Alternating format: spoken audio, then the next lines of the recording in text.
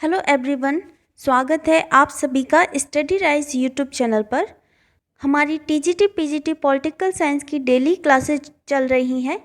ये है practice set number 34। जिसने 33 नहीं देखे हैं तो वो लोग प्लेलिस्ट में जाकर देख सकते हैं।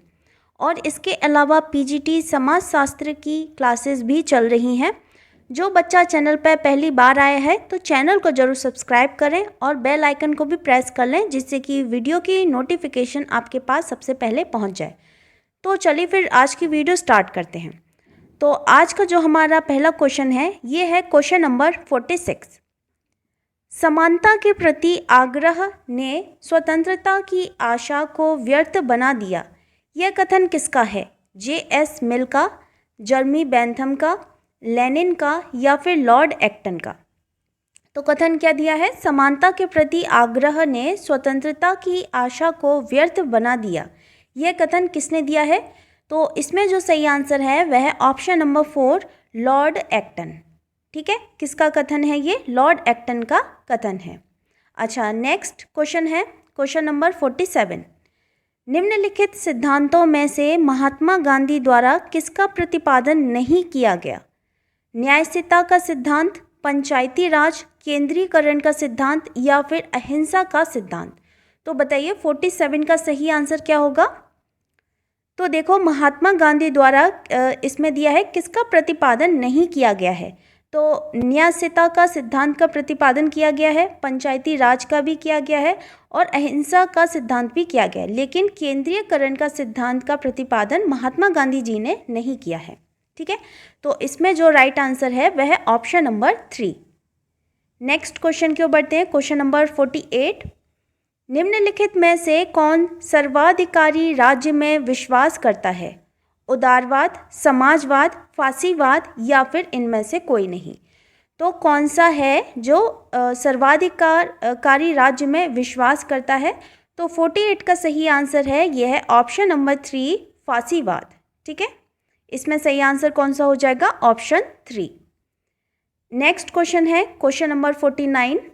प्लेटो को राज्य के आदर्शवादी सिद्धांत का जनक इसलिए कहते हैं क्योंकि उसने नगर राज्यों के आदर्शों को बताया।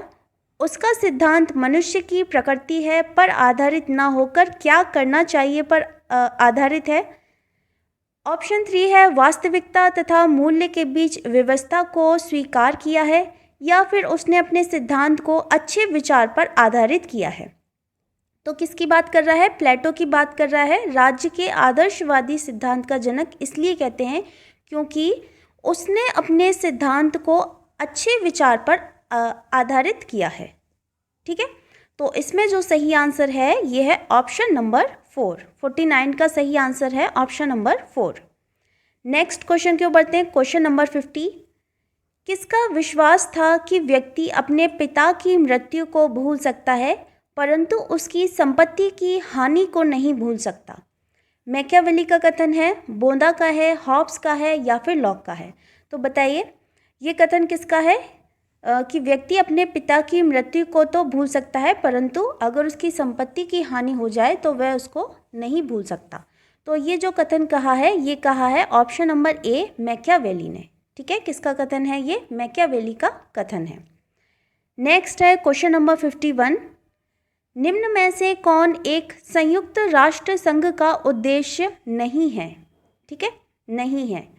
युद्ध रोकना और शांति स्थापित करना, मानव अधिकार और अंतर्राष्ट्रीय विधि के प्रति सम्मान जगाना, क्षेत्रीय सहयोग का प्रोत्साहन करना या फिर अंतरिक्ष को जीतना और इस पर शोध करना? तो संयुक्त राष्ट्र संघ का उद्देश्य इसमें से कौन सा नहीं है? तो यह है ऑप्शन नंबर 4, अंतरिक्ष को जीतना और इस पर शोध करना। ये इसका उद्देश्य नहीं है और बाकी तीनों इसके उद्देश्य हैं। ठीक है, नेक्स्ट है क्वेश्चन नंबर 52। कौन यह मानता है कि राज्य व्यक्ति से पूर्व है? प्लेटो, अरस्तु, थॉमस एक्विनास या फिर मैकियावेली? तो कौन यह मानता है कि जो राज्य है वह व्यक्ति से पूर्व है? तो बताइए इसमें 52 का सही आंसर क्या है? प्लेटो है, अरस्तु है, ये है थॉमस एक्विनास या फिर मैकियावेली? तो ये है ऑप्शन नंबर 2, अरस्तु। ठीक है, अरस्तु क्या कहते हैं कि जो राज्य है वह व्यक्ति से पूर्व है। नेक्स्ट है क्वेश्चन नंबर 53, भारत में अंतर राज्य परिषद कब स्थापित की गई थी? 1967 में, 1989 में, 1990 में या फिर 1992 में? तो कब की गई थी? अंतर राज्य परिषद कब स्थापित की गई थी? तो ये की गई थी 1990 में। ठीक है, सही आंसर हो जाएगा इसमें ऑप्शन नंबर 3। नेक्स्ट क्वेश्चन की ओर बढ़ते हैं। क्वेश्चन नंबर 54, निम्नलिखित में से किस एक सिद्धांतवादी ने कहा है, मैं समस्त मानव जाति की एक सामान्य प्रवृत्ति, एक के बाद दूसरी शक्ति प्राप्त करने की शाश्वत तथा अनवरत अभिलाषा को प्रस्तुत करता हूँ, जो केवल मृत्यु के साथ ही समाप्त होती है। ठीक है, तो ये किसने कहा है? हॉब्स ने कहा है, लॉक ने कहा है, रूसो ने कहा है या फिर ग्रीन ने कहा है? ठीक है, तो ये किसने कहा है? तो ये कहा है ऑप्शन नंबर ए, हॉब्स ने। किसका कथन है कि सिद्धांतवादी ने कहा है? तो ये कहा है हॉब्स ने कहा है।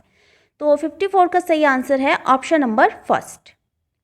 नेक्स्ट क्वेश्चन क्यों बढ़ते हैं। क्वेश्चन नंबर 55, किसने कहा राज्य का आधार शक्ति नहीं इच्छा है?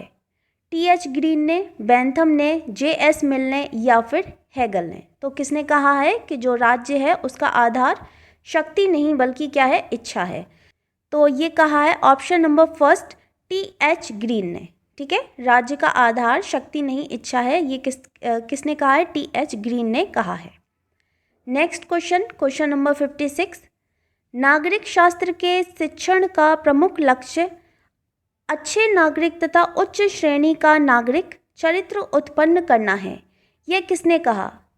E.M. वाइट ने, M.P. मोफार्ट ने, बिनिंग एंड विनिंग ने या फिर F.J. गाउल्ड ने? ठीक है, तो ये कथन किसका है? तो बताइए 56 का सही आंसर क्या होगा? तो ये है option number third, winning and winning ने। ठीक है, किसने कहा है? विनिंग एंड विनिंग ने कहा है। तो 56 का सही आंसर है ऑप्शन नंबर 3।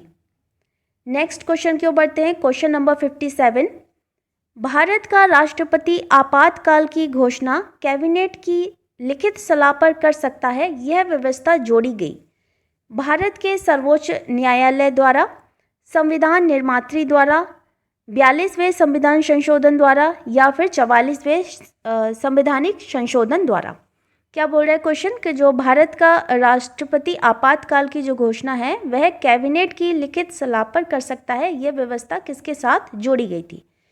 तो ये जोड़ी गई थी 44वें संवैधानिक संशोधन द्वारा। ठीक है, 44वें संवैधानिक संशोधन द्वारा जोड़ी गई थी। 57 का सही आंसर हो जाएगा option number 4। Next question number 58, सूची 1 तथा सूची 2 को सुमेलित कीजिए तथा नीचे दिए गए कूट की सहायता से सही उत्तर का चयन कीजिए। तो एक तरफ दिया है हमें सूची फर्स्ट और दूसरी तरफ है सूची सेकंड। ठीक है, तो देखिए इसमें पहला है राजनीतिक समता, तो ये है एक व्यक्ति का मत। ठीक है, राजनीतिक समता ये क्या है? एक व्यक्ति का मत। सामाजिक समता ये भेदभाव का अंत।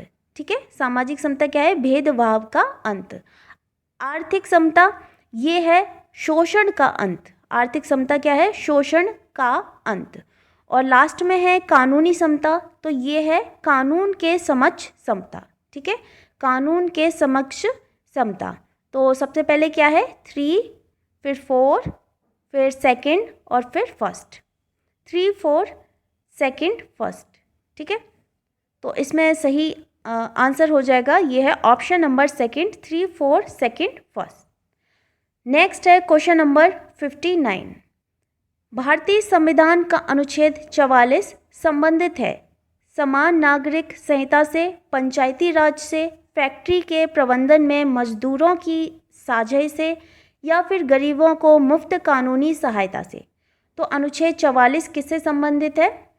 तो ये है ऑप्शन नंबर फर्स्ट, समान नागरिक संहिता से। ठीक है, किससे संबंधित है? समान नागरिक संहिता से संबंधित है।